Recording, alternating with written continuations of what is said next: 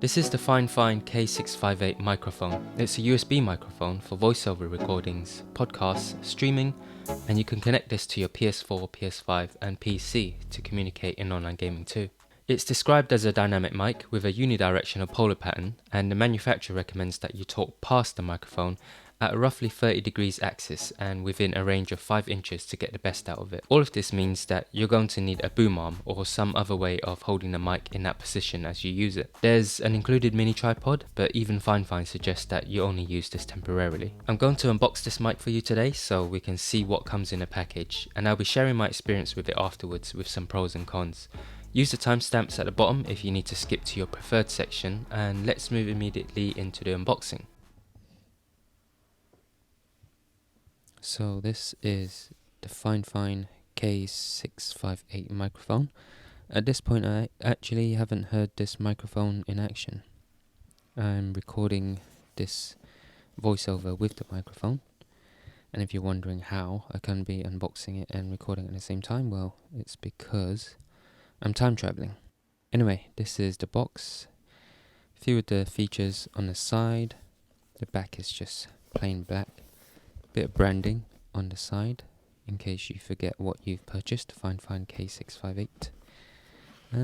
Made in China. Zhaokun Heiji Electronics. I don't really know anything about them or any of their previous products really. Maybe I'll look them up after this. Anyway, the quality of the box is pretty good. Yeah, I like it when companies box up their tech products properly, especially at this price point. You know, I wouldn't be surprised if they just went for a thin piece of cardboard, but Fifine went for the premium route. Seems I need to clean my knife a bit. It's looking a bit rough. It's been through many an unboxing. There you go, that's the second one. Here are the instructions. It's one of those fold-out ones, and it's quite detailed. Tells you everything you need. It's well produced. It feels nice, and surprisingly, the English is accurate. So it's translated well. Maybe done by a native speaker, in fact. And this is the rest of the box. So a very nice USB-C to USB-A cable. It feels really good. It's long. It's got its own cable management tie here, and it's got some nice finer details. If you take a closer look, you can see here that there's some silver accents around the connectors, and that's really nice.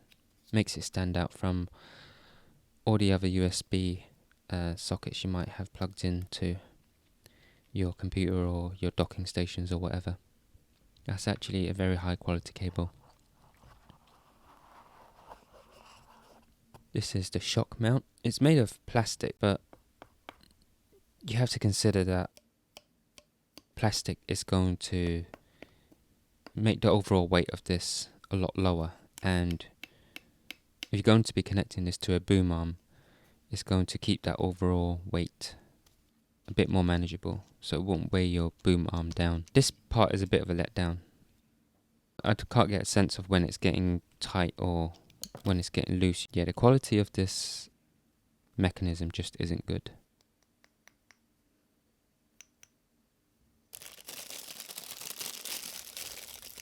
Here's the included stand that you get. They don't recommend using this long term. It's just kind of middle ground before you get as like a tripod or a boom arm. And actually it's surprisingly sturdy. This is made of metal. You still have to be careful if you had the mic standing on this, because it can fall over. The feet are made of rubber. It has rubber grips on the ends of the feet. It has a nice satisfying clunk when you open and close it.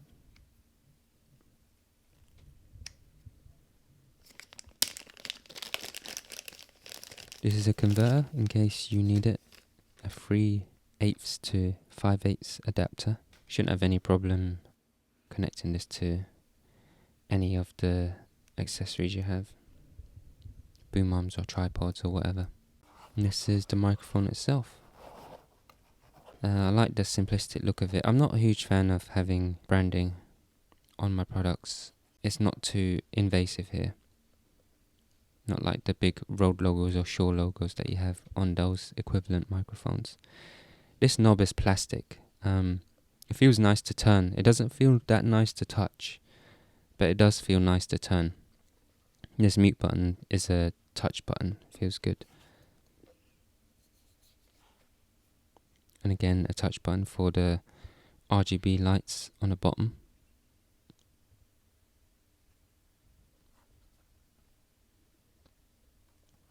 And it only has two sockets. One is a USB-C socket, and the other is a 3.5mm headphone jack.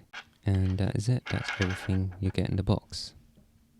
Since the unboxing, I've been able to test some of the features properly, so let's go over those quickly.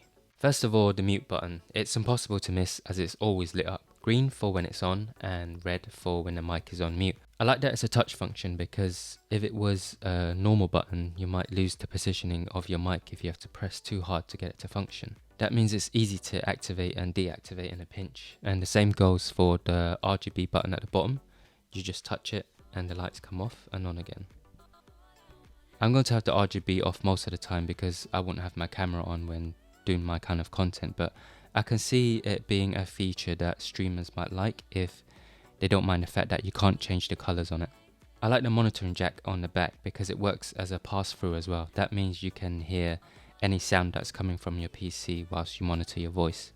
Although it's not a perfect feature, but I'm going to get back to that later. The plastic shock mount works fine for me, but I do have what I understand to be one of the better boom arms on the market. It's the Elgato Wave Arm High Profile. Obviously, if you tap the boom arm or the shock mount, you're going to hear it. But when moving it around and readjusting, it's not too bad. I can do a test for you right now, in fact.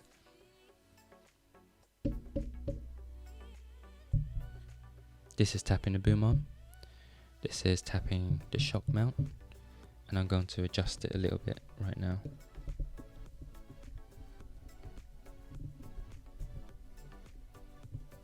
If you're going to switch out the shock mount for one that you prefer, you have to make sure that it's going to be one that allows you to screw the mic in from the bottom. And also, if it's going to be a clip-on one, do bear in mind that there is the volume knob and the RGB button at the bottom that you want to avoid. I've been using this mic since the very beginning of this video, so you already have an idea of how it sounds with my voice. During my voiceover for the unboxing, I was doing nothing to control the way I speak, and just freestyling to see how the recording sounds raw. And I was impressed that most of the audio just sounded clean.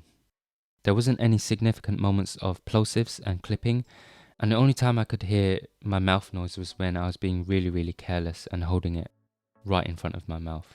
So the stress test did incredibly well in my opinion, and if you're the kind of person who uses EQ and post-processing on your audio, you can get an even better result. If you don't want to bother with that stuff and you don't know how to use EQ, which by the way, no shame, I'm not good at that stuff either, you can just click record and start going. I even tested this microphone with a very loud washing machine going on in the background, and it did a lot of work to mitigating that sound, so it's good at isolating your voice and blocking out most of the sound around you. It's a good option for streamers, podcasters or video creators making voiceovers because it's so easy to just plug it in and start doing what you need to do. I wish it had one more thing, and that would be a 3.5mm output jack, but that's very particular to my workflow because when I make YouTube or TikTok videos, I like to do voiceovers by connecting my microphone into a 32-bit float recorder.